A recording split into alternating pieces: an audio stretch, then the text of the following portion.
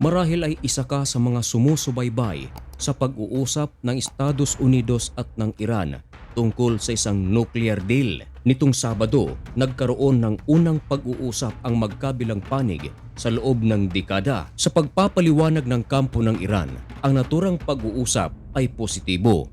Pero sa katotohanan mga kaibigan ay wala pang isinasa publiko kung ano nga ba ang napag-usapan ng magkabilang panig. Pero ang maliwanag mga kaibigan, ang pag-uusap na ito ay nakasentro lamang sa nuclear weapon na isinasagawa ng Iran. Ayaw kasi ni President Donald Trump na magtagumpay ang kanilang proyektong ito. Ngayon, dahil sa napakaraming bagay ang dapat nilang pag-usapan, ang 3 oras ay hindi kayang-kayang tapusin ito.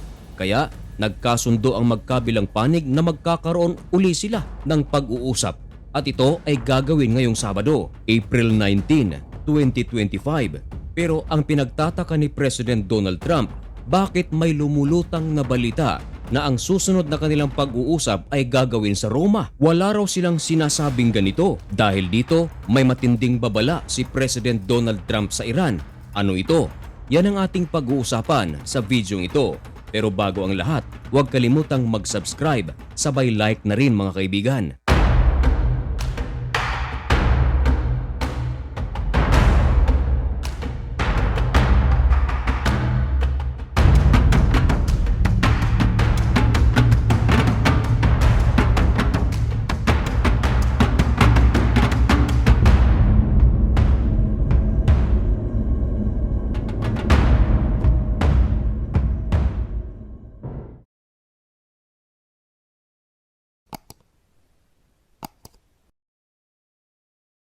Maligayang pagbabalik mga kaibigan, kumusta na kayong lahat?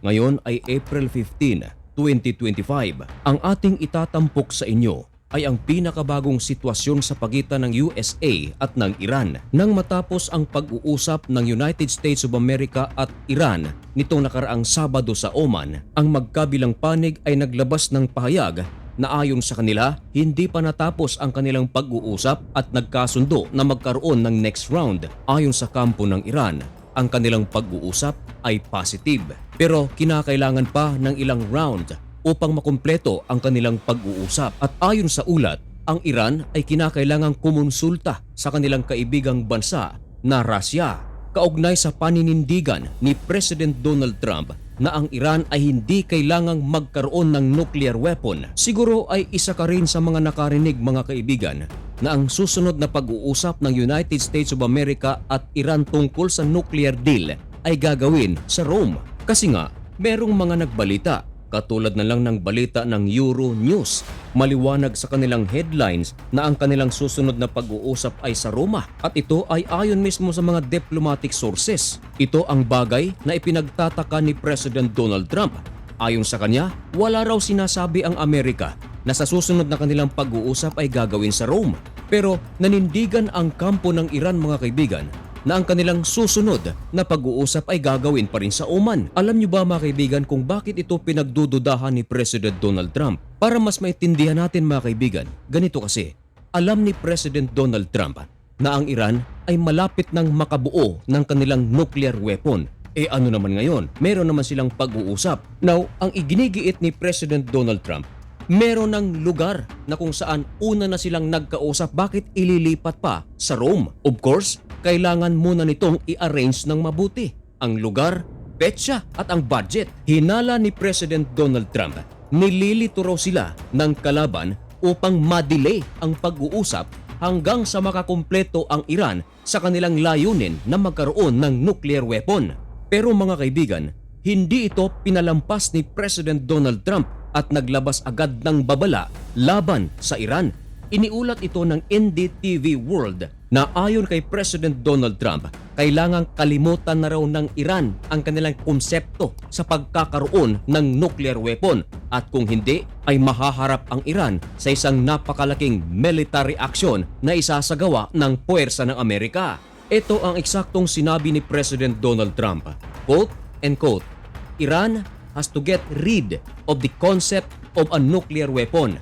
They cannot have a nuclear weapon. Dagdag pa ni President Donald Trump, hindi niya gusto ang mga kumakalat na balita na di umano ililipat sa ibang lugar ang pag-uusap ng dalawang panig. Maliwanag daw na ito ay isa lamang delaying tactics. Dagdag pa ni Trump, kinakailangang madaliin daw ng Iran ang pag-uusap nila upang makumpleto na ang kanilang nuclear deal habang may panahon pa. Aminado naman si President Donald Trump na malapit nang mabuo ang nuclear weapon ng Iran.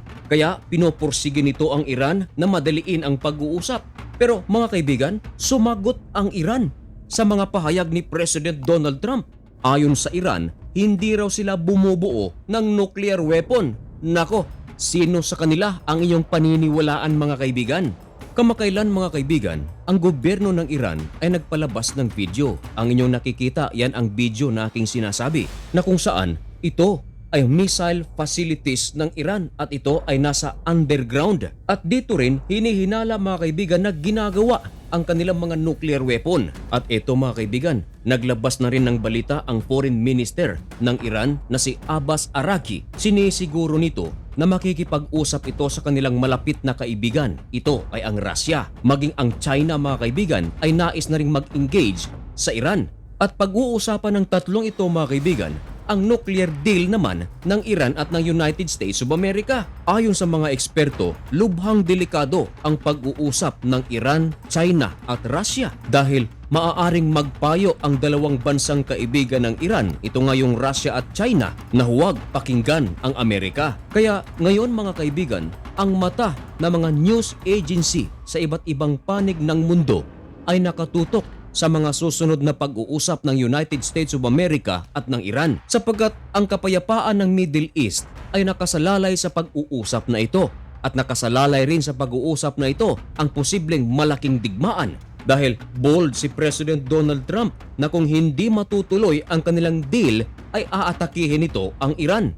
Maging ang ilan sa mga officials ng Iran ay nakiusap na rin kay Ayatollah Khamenei na tanggapin ang suggestion ng United States of America dahil kung hindi ay magkakaroon ng isang malaking problema ang kanilang bansa. Malamang nakaabang din dito mga kaibigan ang United Arab Emirates, Saudi Arabia at Jordan sapagkat ang mga bansang ating nabanggit mga kaibigan, tutol rin sila na ang Iran ay magkaroon ng nuclear weapon sapagkat marami ang naniniwala na kapag ang Iran ay magkaroon ng nuclear weapon ay maghahari-harian ito sa Middle East.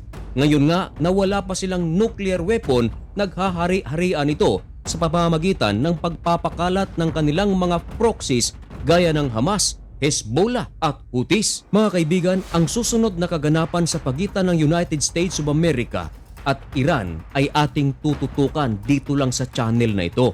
Kaya kung nais mong maging updated at kung bago ka pa rin sa channel na ito ay huwag kalimutang mag-subscribe. Sa lahat naman ng ating mga kababayan, Luzon, Visayas at Mindanao, shout out rin sa ating mga OFWs na nasa Israel, nasa Bahrain, United Arab Emirates, Jordan, Saudi Arabia at sa iba't ibang panig ng mundo. May God bless you and thank you so much for watching. Goodbye.